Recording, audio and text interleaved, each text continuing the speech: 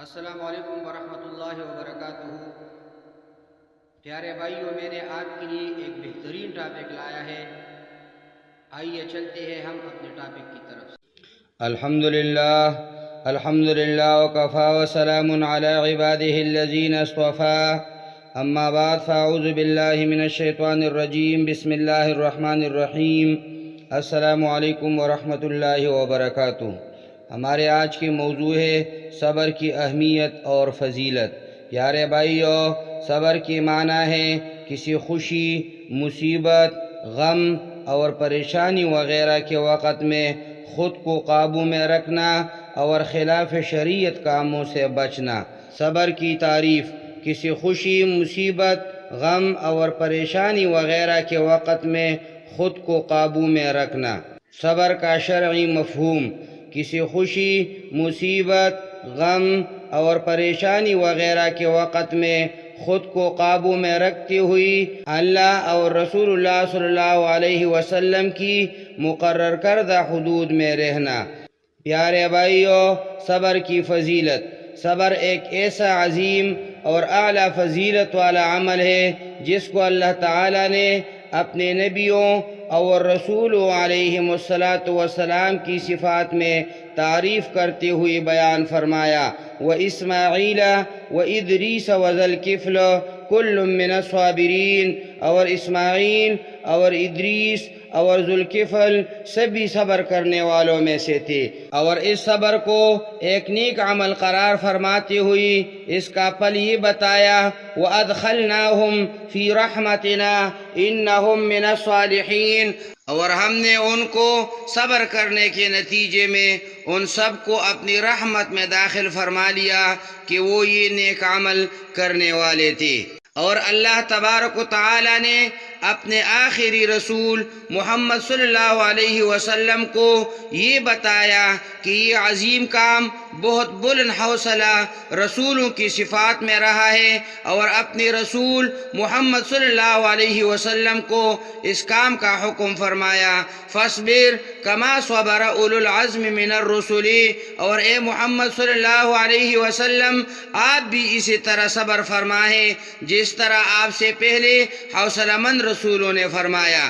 پیارے بھائیو، صبر کی اہمیت و فضیلت: ارشاد ربانی ہے: انما یوفی الصابرون اجرہم بغیر حساب، صبر کرنے والوں ہی کو ان کا پورا بے شمار اجر دیا جاتا ہے۔ نیز ارشاد فرمایا: وبشر الصابرین، اور ان صبر کرنے والوں کو خوشخبری دے دیجئے۔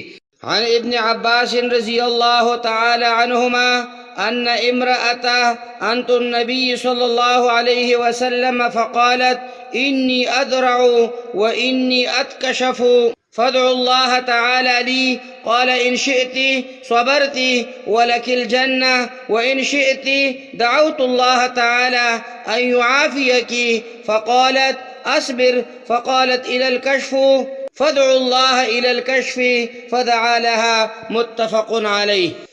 حضرت عبداللہ ابن عباس رضی اللہ تعالی عنہما سے روایت ہے کہ ایک عورت آپ صلی اللہ علیہ وسلم کی خدمت میں آئی اور کہا کہ مجھے مرگی آتی ہے اور اس کی وجہ سے میرا سطر کھل جاتا ہے، میرے لیے اللہ تعالیٰ سے دعا کر دیجئے۔ آپ صلی اللہ علیہ وسلم نے فرمایا: اگر تو چاہے تو صبر کر، تجھے جنت ملے گی، اور اگر چاہے تو میں تیرے لیے اللہ سے اس مرض سے نجات کی دعا کر دو۔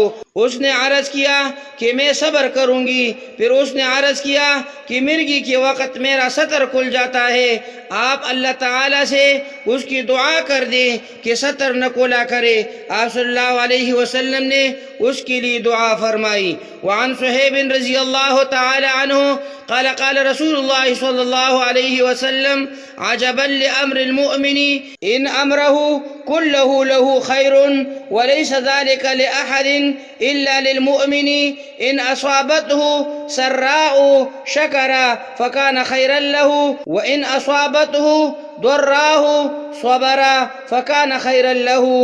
حضرت صہیب رضی اللہ تعالیٰ عنہ سے روایت ہے کہ رسول اللہ صلی اللہ علیہ وسلم نے فرمایا: مومن کا معاملہ عجیب ہے، اس کے ہر کام میں اس کے لیے بھلائی ہے، اور یہ چیز مومن کے سوا کسی کو حاصل نہیں۔ اگر اسے خوشحالی نصیب ہو، اس پر اللہ کا شکر کرتا ہے تو یہ شکر کرنا بھی اس کے لیے بہتر ہے، یعنی اس میں اجر ہے۔ اور اگر اسے تکلیف پہنچے تو صبر کرتا ہے تو یہ صبر کرنا بھی اس کے لیے بہتر ہے، کہ صبر بھی بجائے خود نیک عمل اور باعث اجر اور کفارہ سیئات ہے۔ وعن ابن عمر رضی اللہ تعالی عنہ قال قال رسول اللہ صلی اللہ علیہ وسلم إن المسلم إذا كان يخالط الناس ويصبر على آذاهم خير من المسلم الذي لا يخالط الناس ولا يصبر على آذاهم۔ حضرت عبداللہ ابن عمر رضی اللہ تعالی عنہما سے روایت ہے کہ رسول اللہ صلی اللہ علیہ وسلم نے فرمایا، وہ مسلمان جو لوگوں کے ساتھ آپس میں مل جل کر رہتا ہے اور ان کی طرف سے دی گئی تکلیفوں پر صبر کرتا ہے تو وہ بہتر ہے اس سے جو لوگوں کے ساتھ مل جل کر نہیں رہتا ہے اور نہ ان کی تکلیفوں پر صبر کرتا ہے۔